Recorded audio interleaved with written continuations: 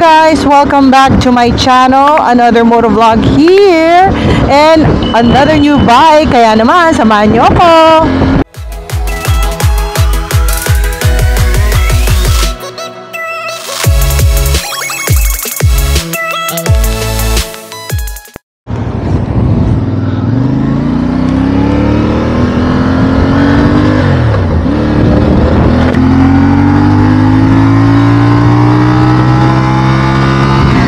So ito na nga mga kateki, ngayon ang gamit naman natin is the all-new CF Moto 450 MT. Yan, di ba dati meron sila yung 800, ngayon naman 450. And sobrang daming naghahanap talaga nitong, sobrang dami talagang naghihintay nitong motor na to. As in... And dahil sa sobrang daming naghihintay, nahirapan tayong makahiram agad para i-vlog. So, thank you so much of course kay Sir Mr. Banayad Brando Rosales dahil pinahiram niya tayo nito. So, sa kanya to. After nung grand launch or nung global launch sa El Nido ng CF Moto, isa siya sa mga unang nakabili nitong 450 MT, and this one is a demo bike doon nung global launch or nung mismong launch. Napakaswerte naman. Anyway, wag na natin pahabain pa yung aking introduction. Ano bang masasabi ko sa motor na to? Ang masasabi ko guys ay ang gaan niya. Sobrang gaan niya. Ang laki-laki niya tignan. Pag nakita niyo siya, which we will do on the last part, just like the other vlogs we did, akala nyo ang bigat-bigat niya, akala nyo ang taas-taas niya, pero once masakyan nyo na siya, ayan, malalaman nyo na siya pala'y napakagaan at mababa lang. Kaya nga hindi ako nag-riding shoes now, medyo mainit lang. Dahil the last time na meron tayong ginamit na direct competitor nitong model na to or nitong bike na to, hindi rin tayo naka-riding shoes. I want to check kung mahihirapan ba akong gamitin ito using a almost flat shoes or using a flat sneakers. So anyway, parang ang sarap-sarap niya i-off-road, promise. Medyo marami tayong na-try na ganitong category lately, kung mapapansin nyo.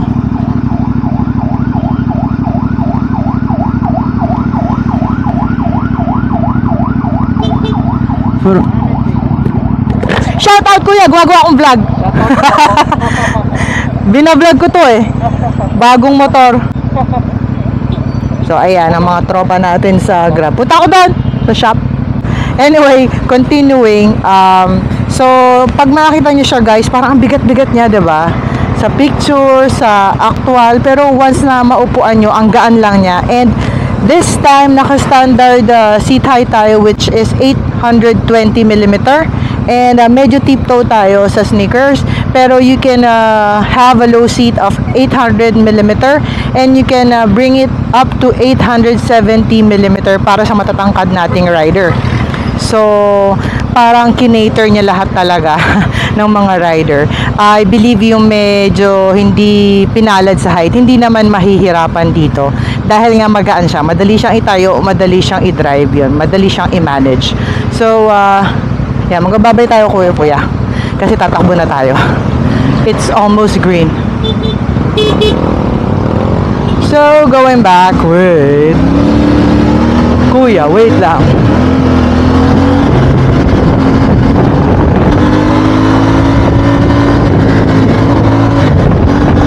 Medyo hindi naman tayo nagmamadali, pero of course gusto nating isagad yung lakas nitong motor na to. So going back, ang dry weight nito ay 175 kilograms. So hindi siya ganun kabigat talaga on paper. Oops, it's a red light na pala, sorry po. Anyway, so ano pa bang masasabi ko dito? Sobrang quick lang itong review na to guys kasi hiniram lang natin to kami Mr. Brando. Tiga rito lang siya sa gawin namin kaya naman nakahiram tayo. But of course, we have to give it back later this afternoon kasi ginagamit din niya talaga. Talagang gamit niya tong motor na to. And I've asked him as well, contented ba siya or satisfied ba siya sa pagbili nitong motor na to. At sabi niya yes, he's very satisfied at mukhang panalo sa ngiti niya. Kita sa ngiti niya na panalo ang pagkakabili niya. Anyway, so ano pa bang masasabi ko? Ang dami nagtatanong kasi kung kamusta ito at medyo late nga nating na experience pero good naman. Hindi pa rin kasi siya available locally, although may mga na-release like this one. Ito yung mga ginamit nung global launch. So ang mga nakabili lang ay yung mga motovloggers, media people, influencers, at yung mga nakapag-avail agad after ng global launch. So 60 units yata yun. I'm not sure kung sa Pilipinas or sa Metro Manila lahat. Regardless, thankful tayo dahil yung isa ay nahiram natin. So, ano pa ba? Maganda yung pagka-blue niya, Zephyr Blue. Pero mas gusto ko yung color gray kasi it's like muddy gray na may touch of yellow. So, alam niyo naman, yellow is love sa atin. So, torquey siya, in fairness. And dahil stock yung ating exhaust, wala tayong ganong naririnig. Anyway, not bad naman. Or, di na rin masama for the price of 328,900. So, just imagine, ang mura nyo, no? 328,900. Nakaganito ka na.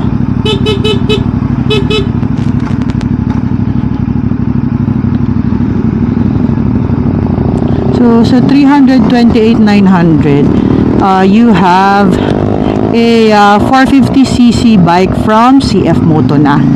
So, of course, hindi lang sa mga off-road, sa mga trail, or sa iba't ibang klaseng kalsada pa, expressway legal na siya. So, marami siyang purpose talaga pag nagkaroon kayo nito.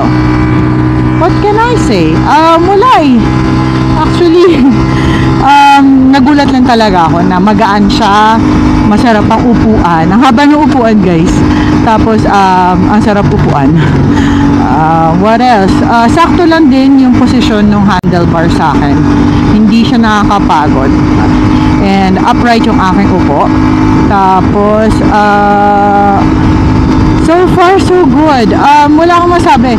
Kung tatanungin nyo ako, bibili ba ako nito for that price? Of course, 329. Talaga naman. Why not, diba? Sa ganong price. Lalo kung ang mga trip mo ay mga adventure ride. Ito kasing motor na to guys, parang feeling ko ang dali-dali niyang imaniubra, iliko, tayuan, alam mo yun. Kasi pag sobrang bigat ng motor mo, tapos ang trip mo mga trail or mga kakaiba, mga river crossing, ganyan, parang ang hirap pag sobrang bigat ng motor. Pero ito parang saktong-sakto lang. And I heard as well na yung kanyang makina ay KTM na din. So, 'di ba? Not bad for 328,900.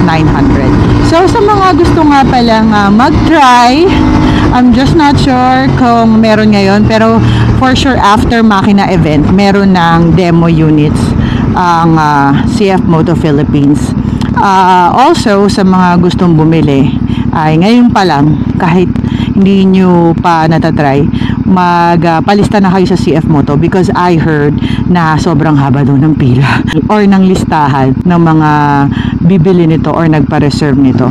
So, kung gusto nyo talaga isa kayo sa mga mauna, better magpalista na kayo or magpa-reserve na kayo para makuha nyo agad yung inyong motor. So, ayun lang guys, papakita ko naman sa inyo. Wait. Papakita ko, ang torque niya. Papakita ko naman sa inyo yung itsura niya at iba pang specs. A few moments later. And ito nga siya, guys. Yan. CF Moto 450 MT. So, ito pa yung sticker nung global media launch sa may El Nido, Palawan. Yan. So, number 10 ito. And I believe nasa 60 demo bikes yung dinala doon. Kasi hindi lang local media or motovloggers or influencers ang nagpunta doon. Pati yung mga nasa abroad. Yan. Pumunta rito sa Pilipinas for this CF Moto 450 grand launch. Anyway, so itong nahiram natin ay ang Zephyr Blue. Ang basa ko sa kanya ay Zephyr, pero nung sinearch ko sa Google, it's Zephyr Blue. And 2 colors lang naman siya. Yung isa Tunda Gray, yung may touch ng gray and then may yellow. And this one is 175 kilograms in writing. Kaya pala, parang habi ko, ang gaan niya. In fairness, ang gaan niya. Mukha lang siyang mabigat, pero hindi. So, naka-KYB suspensions na ito, guys. And as you can see, naka-cross-spoke tubeless wheels na din. Talagang pang any kind of road. Yan. Handang-handa ang inyong gulong. So, this one is 18 sa likod and then sa front ay 21 inches. So, itong traction control at ABS nitong 450 MT ay Bosch na rin. In fairness, diba? Talagang mga branded or mga high quality na nakakabit sa motor na to. Ang ground clearance nito, guys, ay 220 mm. This 450 MT, guys, ay 2-cylinder inline 4-stroke at liquid-cooled na rin siya.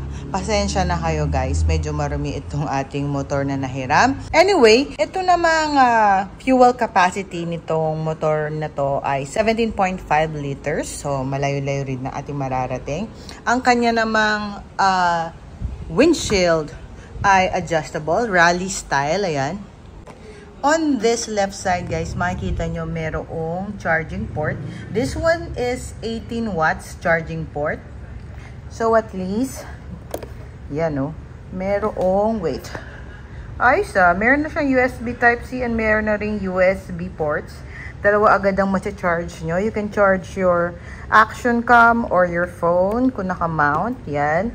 And, of course, the display is TFT. Let's turn it on. Yeah, ayan. So, when you turn it on, of course, CF Moto logo ang una. Oh, nice. In fairness, maganda yung display niya. You can see the speed, the gear, the temperature, ayan, yung odo. Meron tayo sa battery, voltage, and time. So, everything that you need to know. As you can see on this left side, ay ang up, down, or enter. Ayan, nag-enter tuloy. So, as you can see, here, guys, we have the vehicle information. Yan. Of course, when it's connected to a phone, kasi, guys, you just have to download the CF Moto connectivity app para naman nakasync yung phone nyo dito sa display. And we also have music. Of course, the settings. Uy, naiiba ang theme. And the device connection is here as well. So, naka-auto bright pala to. And everything, ayan, na kailangan nyo iset dito sa display ay nandito. So, let's check. Ayan, no. Yung ABS, yung traction control, ayan, pwede mo silang iset. And you just have to click on this. Ayan, going back, ayan na yung display niya. So, what else do we have? We also have the left-right signal and the horn, ABS on-off. Uy, may sarili siyang button. Very good. Kasi pag nag-off-road, kailangan ata talaga yon, yung mabilisang change ng setting. And here we also have kill switch, the ignition, and we also have the hazard light. What else? Kinakapa ko talaga. This side mirror is foldable as far as I know. Ayoko lang pakilaman. Parang dito. Hindi atin yan. Huwag tayong makialam. And pagdating naman dito, wait. Siguro dito. I think you just have to adjust this. Pasensya na kayo. Ayoko siyang ganun pakilaman, guys. Alam niyo naman, hindi atin to. Nanghirap lang tayo. Hindi rin siya demo bike. So, mahirap. Masira natin eh. Magkaroon tayo ng 450 MT ng di oras. Anyway, guys. Thanks so much for watching this first impression or this quick review for the CF Moto 450 MT. I hope you also subscribe para naman updated kayo sa mga new vlogs natin soon. at ang mga ganap natin. You can also follow me on my Facebook, Instagram, and TikTok, guys. Thank you so much!